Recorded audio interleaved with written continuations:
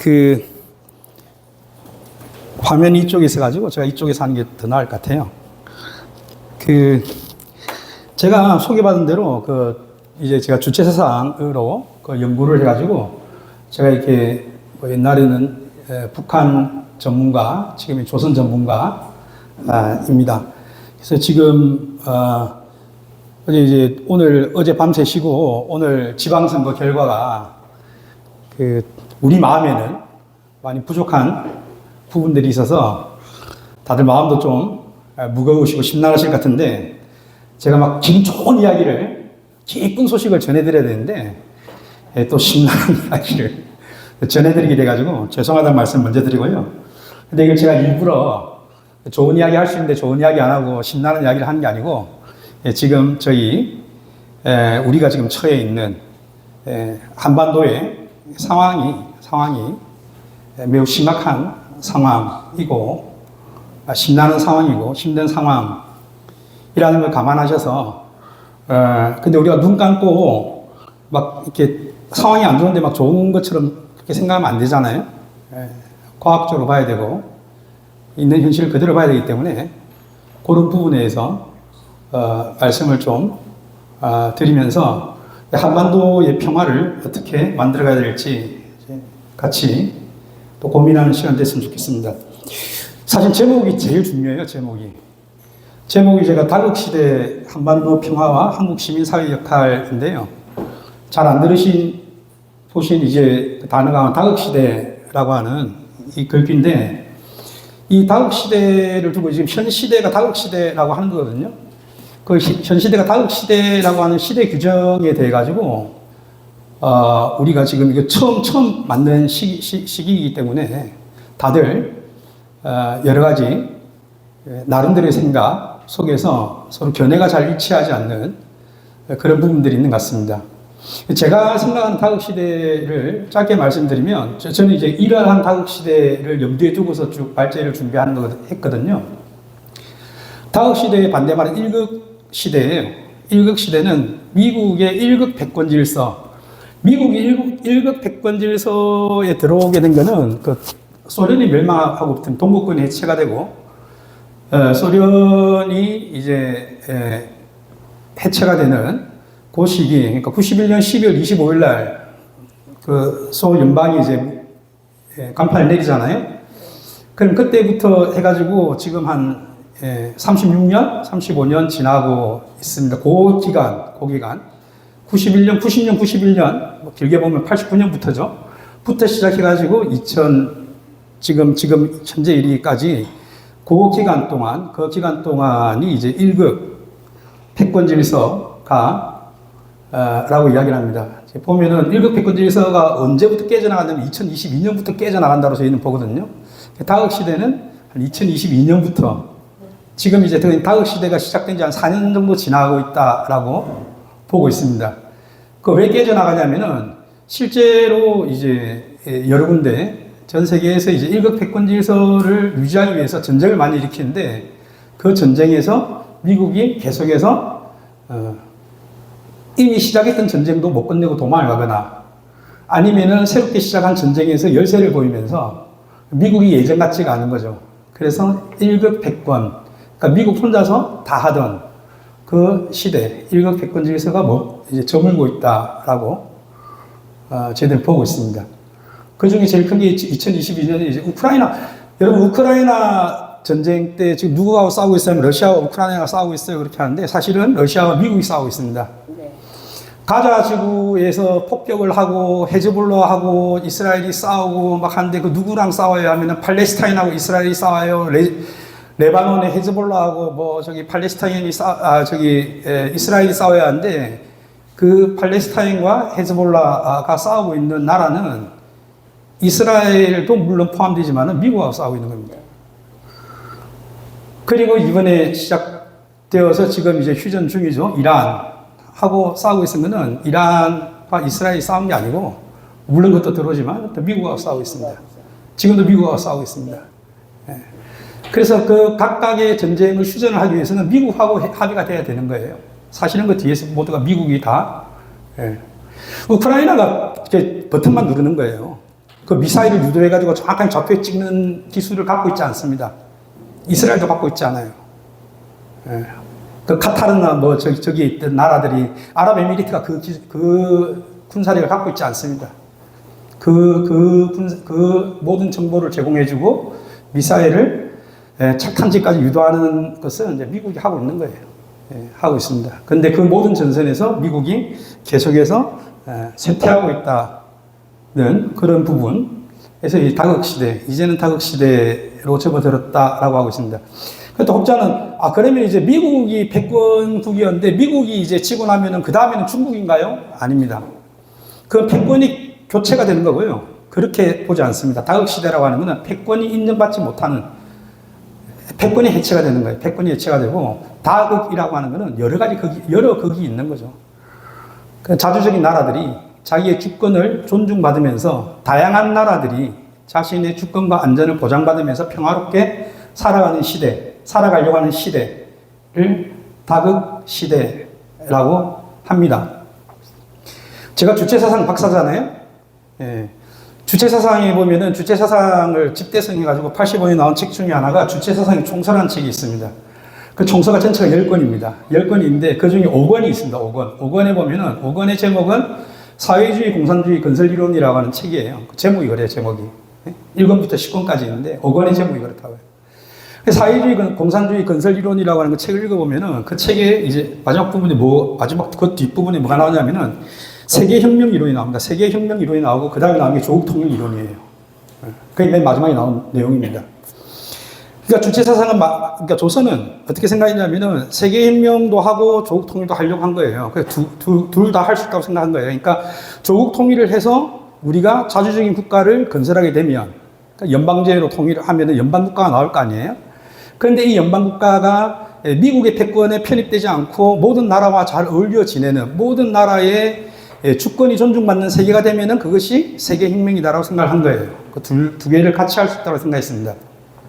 그랬는데 최근에 와가지고 그 정세관에 대해서 깊은 의문이 생겼어요. 뭐냐면 한쪽에서는 이 다국세계 건설이라고 하는 세계혁명 이론에 관련되는 거거든요. 모든 나라의 자주권이 인정받는 새로운 세계를 만들어야겠다. 미국의 1급 패권 질서, 제국의 질서에서 벗어나서 우리는 모든 나라들이 독립국가로서의 자주권을 누리는 그 세계를 만들어야 되겠다는 거하고, 조국통일 이론. 남과 북이 하나 되어서 하나의 한민족이니까 하나의 국가, 그죠? 제도는 두 개더라도, 그죠? 우리가 하나의 민족, 하나의 국가로 우리가 통일을 해가지고 이 전체 자주적인 세계의 구성원이 될 수 있지 않겠느냐라고 하는 그 부분에서 심각하게 지금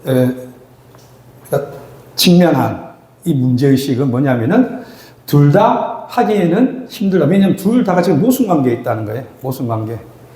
그럴 때 조선이 택한 것은 뭘 택했냐면 다극세계를 택했습니다.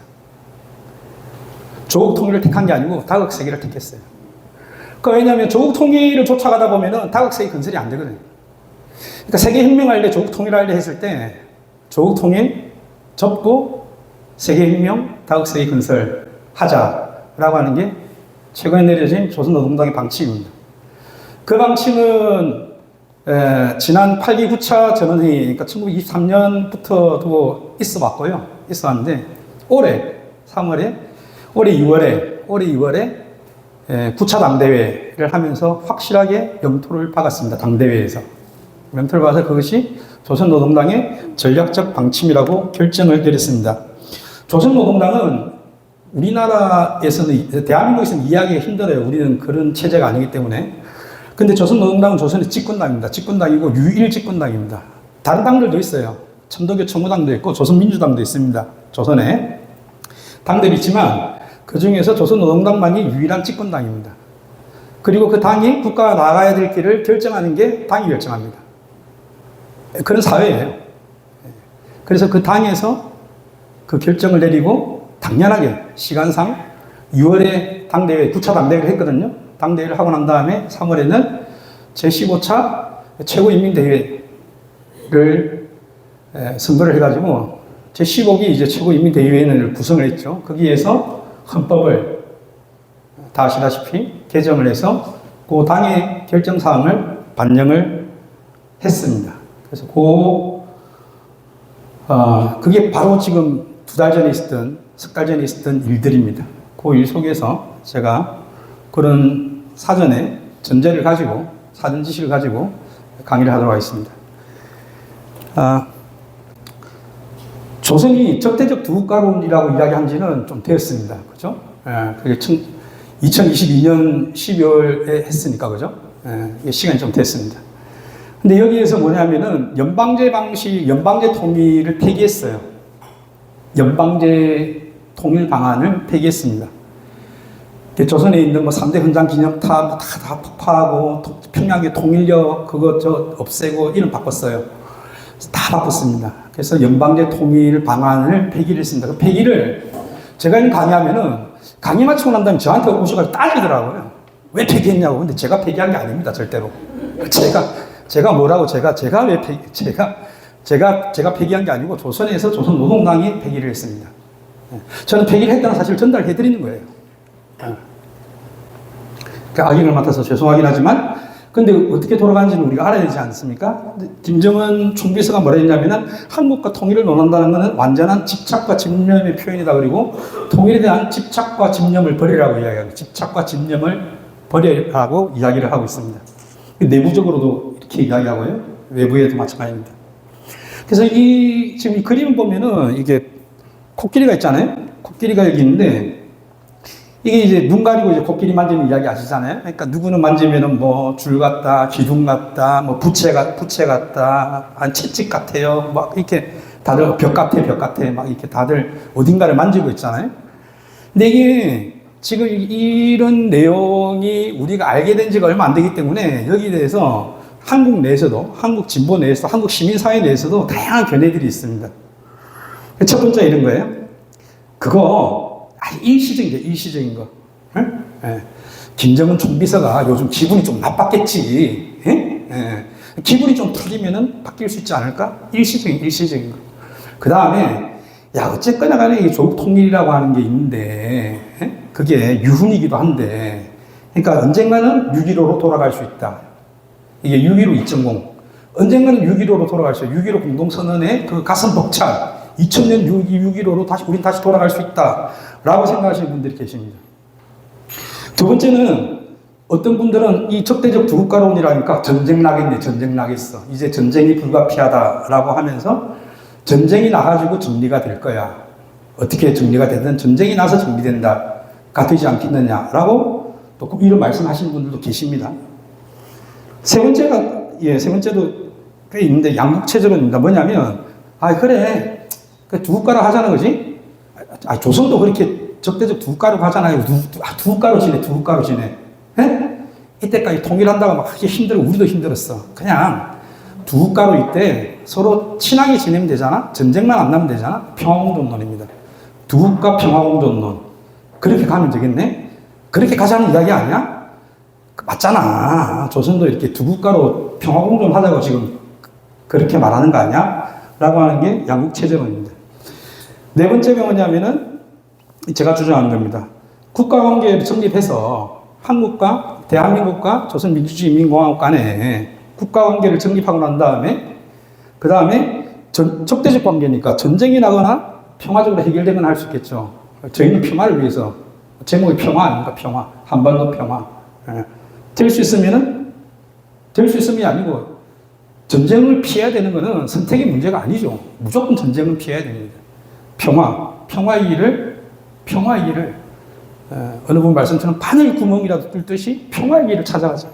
그래서 이 두 국가가 적대 관계를 해소해서 하나가 되는 그 길, 그 국가 통합의 길을 한번 찾아보자라고 하는 이러한 다양한 견해들이 지금 우리 시민사회 내에 회자되고 있는 여러 가지 견해들 중에 대표적인 것 4개를 제가 예를 들었습니다.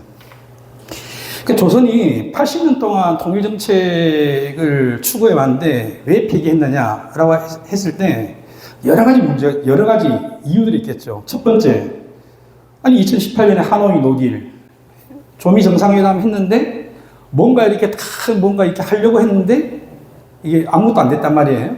거기에서 오는 실망, 허탈, 안 되는구나, 실패.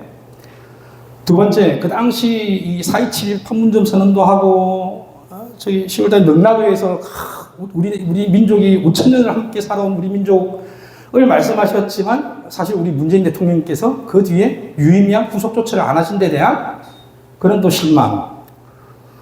세 번째, 한국 시민사회가 그러면은 이 정부를 강하게 압박해가지고 뭔가 이렇게 후속 조처를 할 수 있도록 4.27 판문점 선언의 후속 조처로 갈 수 있도록 뭔가 이렇게 근데 그때 하지 못했던 한국의 시민사회에 대한 한계. 그 다음에 네 번째는 뭐냐면은 실제로 대통령이 이제 윤석열 대통령이 당선되고 난 다음에는 실제로 이 윤석열 씨는 전쟁을 하려고 그랬어요. 무인기도 어쨌든 전쟁을 한번 해보려고 정말 노력을 많이 했거든요. 그러니까 이 북포고 있으면서 조선이 어떻게 했냐면은 나중에는 그 장벽을 쌓았어요. 장벽을 38선의 장벽을 쌓았어요. 윤석열 이거 밀고 들어올 수 있다 이거. 에? 보통 또라이가 아니다 이거. 이 놔뒀다가는 이 빨리빨리 장벽 쌓아야 한다. 굉장히 전쟁이 임박했다라고 하는 생각을 굉장히 많이 했습니다. 전쟁을 대비해야 된다. 실제로 전쟁을 하려고 했으니까요. 다섯 번째는 뭐냐면은 2023년에 되면서 이게 이 신냉전의 정세가 악화되면서 이 다국 세계를 만들려고 하는 거는 조선, 중국, 러시아 요 세 나라들이 지금 계속해서 그 다음에 그들을 둘러싸고 있는 브릭스라는 나라들이 있습니다. 뭐 브라질 그죠? 뭐 인도 뭐 이런 나라들 사우스 아프리카, 남아프리카 공화국 뭐 하여튼 그 브릭스에 또 가입된 나라들이 10개 정도가 있어요. 그러니까 그런 나라들하고 같이 해가지고 뭔가 이렇게 새로운 세계 질서를 만들자고 하는 게 다국 세계 질서를 건설하려고 하는데 다국 세계가 한쪽에 있다면은 신냉전 질서라고 하는 거는 미국이 자기 일극백권 질서를 유지하려고 만들어내는 질서예요. 그러니까 이 신냉전 질서는 전쟁 질서입니다. 전쟁 질서. 다국 세계 질서가 평화 질서라고 세계적인 평화 질서라고 하면은 이 신냉전 질서는 세계적인 전쟁 질서예요. 전쟁으로 이 판을 갈아엎어가지고 계속해서 미국의 일극백권을 유지하도록 하자. 전쟁 없이는 지금 달러가 계속 약해져가지고 안 되니까 전쟁 한번 쳐가지고 무기도 많이 팔고 해가지고 다시 한번 일극백권을 가지자라고 하는 게 신냉전인데 이 정세가 2023년, 2022년에 우크라이나 전쟁이 발발하고 난 다음에 러시아에서는 이거 특수군사작전이라고 이렇게 국지전으로 끝날 줄 알았더니 계속해서 미국이 나토를 앞세워가지고 거기에 있는 EU 나라들이 전부 다 지금 다 달라붙어가지고 지금 러시아는 미국을 위시한 30개국하고 싸우고 있습니다. 우크라이나하고만 둘이서만 싸우는 게 아니고요. 실제로 우크라이나에서 날려보내는 드론들이 전부 만들어지는 거는 유럽에서 다 만들어집니다. 베를린에서도 만들고요. 하여튼 그 지도들이 있습니다. 프랑스, 그러니까 영국, 프랑스, 저기가 다 독일까지 전부 다 개입되어 있는 전쟁입니다. 이렇게 이 상황 자체가 좋을 상황이 하나도 없이 이렇게 힘들어진 속에서 최종적으로 내린 결론이 2023년에 12월 30일 날 조선노동당 8기 9차 전원회의에서 우리의 제도와 정권을 붕괴시키겠다는 뭐 괴뢰들의 흉악한 야마 민주를 표방하던 보수의 탈을 썼던 조금도 다를 바 없었다라고 하는 이 말은 그 전까지는 국민의힘하고 소위 민주당을 위시하는 게 중도 보수 세력하고는 이건 좀 다르지 않겠느냐라고 봤는데 다를 게 없다라고 그렇게 결론을 내린 거예요. 그 희망이 조금이라도 있었으면은 통일에 대한 뭔가 이렇게 꿈을 꿨을 텐데 이거 안 되겠다라고 이게 안 되겠다라고 결정을 했습니다. 그 다음에 이 결론에 대해서는 뭐냐면은 이 당이 내린 총적인 결론은 대한민국하고 언제 가더라도 통일이 될 수 없다라고 그렇게 총적인 결론이라고 이야기를 해요. 이 역사적인 선택이라는 겁니다. 일시적인 선택이 아니고요. 그래서 뭐냐면은 이 흡수 통일하려고 하는 자들하고는 이걸 화해와 통일의 상대방으로 여기는 거는 우리가 더 이상 범하지 말아야 될 착오다라고 이야기하는 거예요. 이제는 통일하지 않겠다는 말을 여러 번에 걸쳐가지고 이렇게 센 말로 하고 있어요. 센 말로. 통일을 폐기한 거예요. 연방제 통일은 제가 폐기한 것도 아니고 여러분이 폐기한 것도 아니고 대한민국 정부가 폐기한 것도 아니지만 조선노동당과 조선민주주의인민공화국은 연방제 통일 방안을 폐기했습니다. 여기에서 더 물어볼 데가 없어요. 총비서의 최종 결론이 났는데 거기다 또 우리가 전화해서 물어볼 데가 없습니다. 이 최종 결론이라고 하면 최종 결론이 난 거예요. 이 최종 결론이 내렸다는 것을 그거를 전제로 하고 앞으로 이제 우리는 앞으로 어떻게 해야 될까를 이야기를 해야 합니다.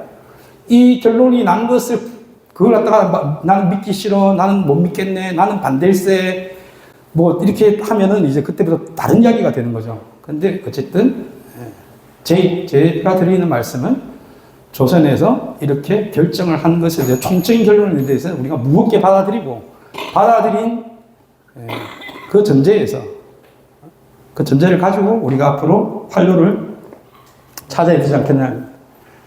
적대적 두 국가 정책, 이게 뭐냐면 아주 현실적인 거예요. 사실 적대적 국가예요. 우리가 그 해방 이후로 한 번도 적대적이지 않았던 적이 없습니다.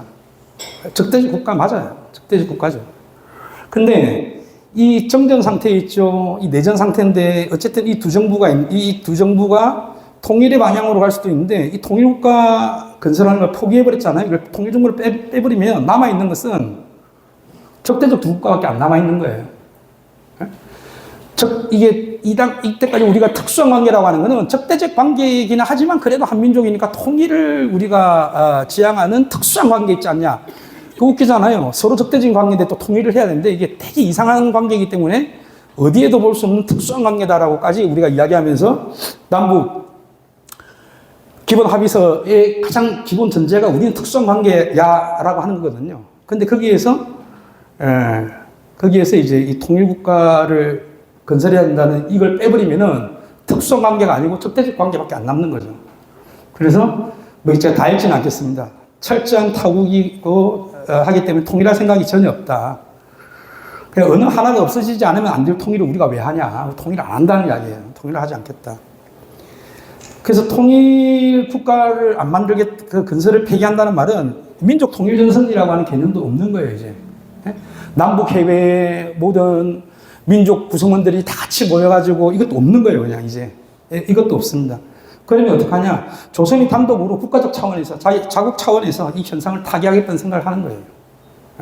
같이 힘을 합쳐가지고 뭐 하기에는 지난 80년 해봐도 안 되고 앞으로도 안 되겠다라고 최종으로 결정을 내었다고 볼 수 있습니다. 근데 이 적대적 두 국가론이라고 하는 게 이게 현실 인정이라고는 말씀드렸잖아요. 근데 이것이 현실은 인정했는데 현상에 대해서는 현상 유지 정책이 전략인지 현상 타개 전략인지에 대해서 서로 또 견해가 다릅니다. 현상 유지 전략이라고 하는 거는 현상을 있는 그대로 유지하자는 거예요. 뭐 조선과 한국이 다른 나라로 적대 관계를 유지하면서 그냥 계속 이거는 영구 분리 전략인데 이거 영구 분단 정책이에요. 이건 영구 분단입니다.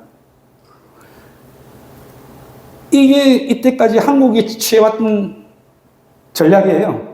민족 통일이라고 하는 명분은 앞에 내걸었지만 그 다음에 민족 내부의 특수관계 혜택은 유지하지만 그래서 개성공단하고 금강산 관광도 가꾸고 다 하지만 그 다음에 남북 정부 간의 협상도 교류를 유지하지만 유지해왔는데 그런 관계로 계속 가자는 거예요. 그런 관계로. 이게 현상 유지 정책이고 사실은 계속해서 있는 관계만 이렇게 좋게 가져가면서 결국은 영구 분리하자는 전략입니다.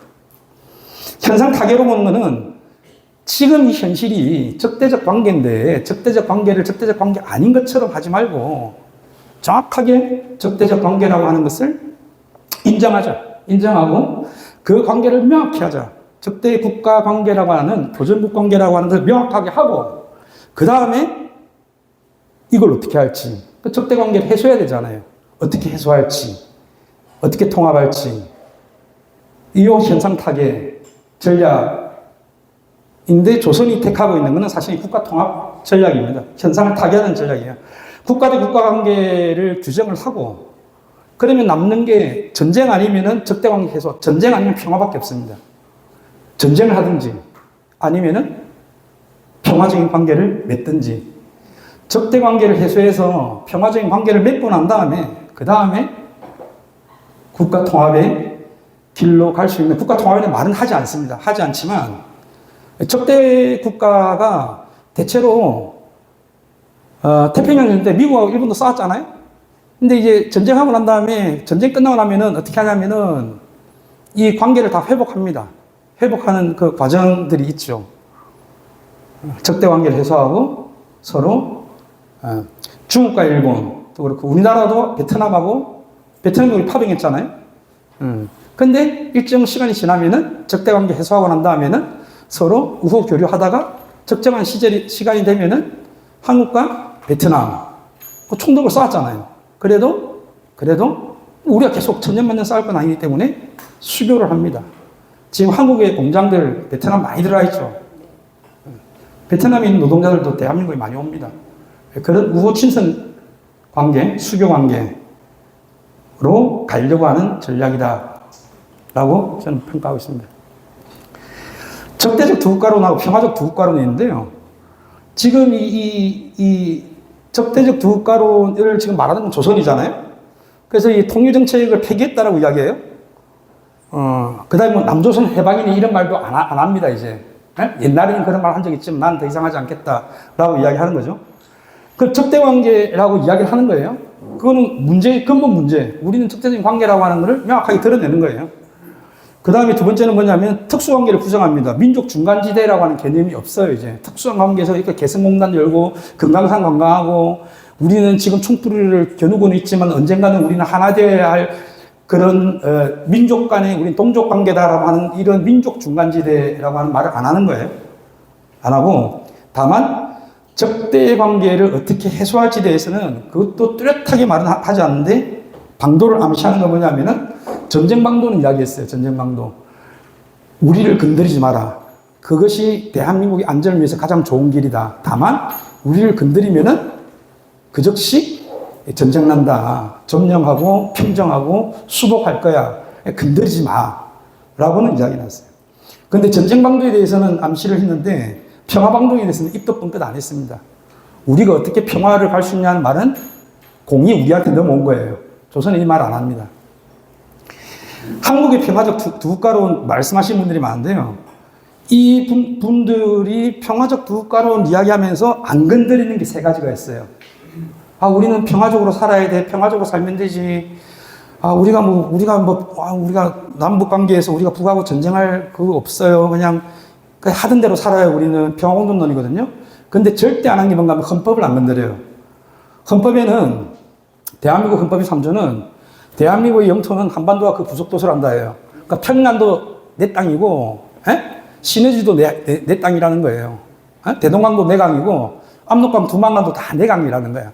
그러면 그런 영토 조항이라고 하는 것은 이 조항 자체가 상대의 주권을 인정하지 않는 거거든요. 전쟁하자는 이야기가 똑같은 거예요, 이거는.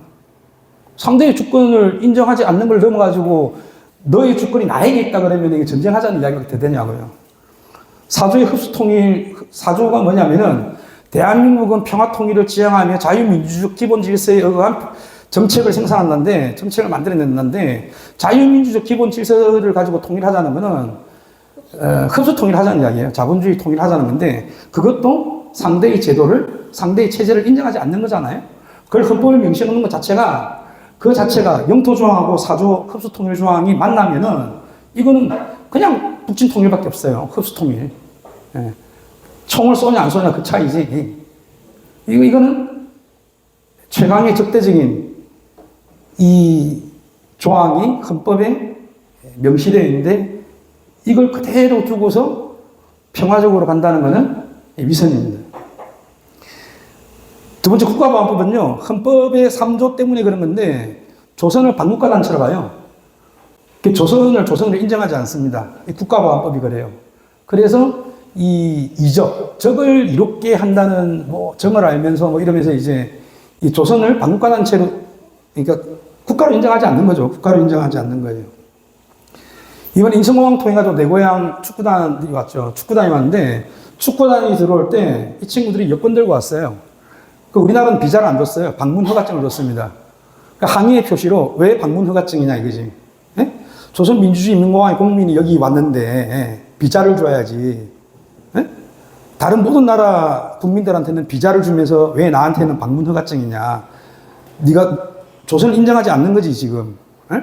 그러면서 다 들어올 때 입장할 때 여권을 이렇게 일부러 보게 이렇게 들고 왔어요. 마지막 날 끝나고 난 다음에 우승하고 난 다음에 갈 때도 그렇죠. 기자 하나가 물어봤죠. 북측 뭐 요즘 축구가 말이지 그랬더니 말 똑바로 하라고 국호를 불러주세요 그랬더니 그 기자가 뭐라고 불러드릴까요? 여기 지금 싸우자는 이야기잖아요. 예? 예. 조선의 국호가 뭔지 모르는 적이 되게 시비 붙은 거거든요. 근데 조선을 조선으로 인정하지 않고 국가로 인정하지 않는 그 기자는 헌법에 맞게 행동했어요. 그 기자는 국가보안법의 정신에서 정확히 부합해요. 어디 반국가 단체 따위한테 국호를 불러주면 안 되죠. 그러니까 이 친구는 사실 표창받아야 되는 친구인데 그 기자는 그런데 그 기자는 한반도의 평화에는 엄청난 폐를 끼치는 우리 헌법대로 하고 우리 국가보안법대로 했더니 한반도의 평화를 해치게 되고 전쟁 위기가 높아진다 그러면은 우리가 헌법하고 국가보안법을 바꿔야죠. 헌법의 조항을 수정하고 국가보안법은 폐지해야 됩니다. 이걸 놔두고 평화를 이야기하는 것도 미선입니다. 세 번째는 뭐 직접적인 건데요. 한미연합국 핵공격 연습을 하는데 지금 이제 핵교리가 다 공격 연습이에요. 공격 연습. 핵 쓰는 공격 연습이거든요. 근데 이걸 갖다가 이제는 한국하고 미국만 하는 게 아니고 미일한이 같이 합니다. 일본에도 같이 해요. 일본 자위대가 같이 합니다. 유사시 일본 자위대가 대한민국에 진출하게 돼 있어요. 그런 교리를 만듭니다. 그리고 이걸 갖다가 미국이 그렇게 부추겨요. 그걸 부추깁니다. 거기서 더 나아가지고 이제는 무슨 뭐 한미연합군이 핵공격 연습을 하는데 이게 당연히 조선을 아닙니다. 지금은 조선보다도 더 중요한 것은 중국을 찌르는 당금이라 그러잖아요. 주한미군 사령관이라는 자가. 거짓말도 안 해요, 이제 숨기려고도 하지 않아요. 대놓고 합니다. 대놓고 대한민국의 군을 우리 밑에 통합시켜가지고, 이 한미연합군이 중국을 찌르겠다, 유사시에. 이게 한반도의 평화라고 하면 엄청나게 전쟁 일부 직전까지 가는 거예요. 전쟁 일부 직전까지. 이게 미사일 발사대를 런치패드라고 그러거든요. 발사하는 대라고. 그러니까 이게 런치패드를 제공한 나라는 적극으로 간주됩니다. 이란하고 이스라엘이 싸우는데 이란이 갑자기 아랍에미리트나 뭐 쿠웨이트를 때리잖아요. 그러니까 아랍에미리트나 쿠웨이트나 뭐 사우디아라비아가 아니 너 지금 이스라엘하고 싸우는데 나를 왜 때려 그러는데 왜냐하면은 그 미사일이 발사된 지점이 미국의 바레인에 있는 해군기지 이런 데서 발사된 거거든요. 그러니까 미군 기지에서 미사일을 발사를 하면은 그 미사일 발사대, 런치패드가 있는 곳은 적극으로 간주됩니다. 그걸 때려도 그거는 국제법에서 불법이 아니에요. 그거는. 그러니까 그렇게 위험한 거예요. 그래서 지금 이 브런슨이라는 자가 제이비어 브런슨이라는 자가 이게 우리 한미 이 연합군을 중국을 찌를 수 있다라고 이게 위협을 하는 거는 중국에 대한 위협뿐만이 아니고 대한민국의 안전을